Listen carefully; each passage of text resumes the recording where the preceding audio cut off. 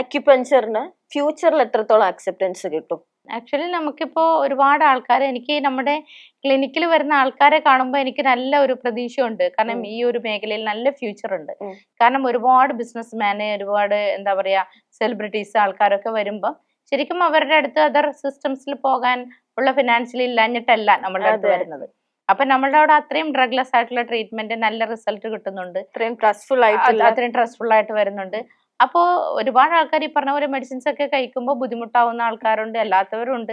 ഇപ്പൊ dialysis patients ഒക്കെ, dialysis ചെയ്യുന്ന പേഷ്യൻസ് അതോടൊപ്പം തന്നെ ഇത് ചെയ്യാൻ വരുന്നവരുണ്ട്. ഹാർട്ട് പേഷ്യൻസ് അങ്ങനെയൊക്കെ വരുന്നുണ്ട്, പ്രത്യേകിച്ച് ബെഡ് റിഡൻ, പോസ്റ്റ് സ്ട്രോക്ക് എല്ലാം. അപ്പൊ നമുക്കിതിൽ നിന്ന് മനസ്സിലാവുന്നത് നമ്മുടെ ഇന്ത്യയിലെ തന്നെ, നോട്ട് ഓൺലി ദ കേരള, ഇന്ത്യയിലെ തന്നെ ഒരു ഭാവി എന്ന് പറയുന്നത് ശരിക്കും ഒരു വെൽനെസ് തന്നെയാണ്. കാരണം ആക്ച്വലി ഈ അക്യുപഞ്ചർ ഒരു വെൽനെസിന്റെ ഭാഗമാണ്. അത് ഫുൾ വെൽനെസ് എന്ന് പറയാനായിട്ട് സാധ്യമല്ല. വെൽനെസ് ആണ് ഇനി അടുത്ത ഫ്യൂച്ചർ. കാരണം എന്താ വെച്ചാൽ രോഗമില്ലാണ്ട് എങ്ങനെ ജീവിക്കാം, രോഗം വന്ന് ചികിത്സിക്കുന്നേക്കാളും നല്ലതാണല്ലോ രോഗം വരാണ്ട് നോക്കാന്നുള്ളത്. അപ്പൊ അതിൽ ഈ പറയുന്ന എല്ലാ ഇന്റഗ്രേറ്റഡ് സിസ്റ്റവും അതിൽ പെടും.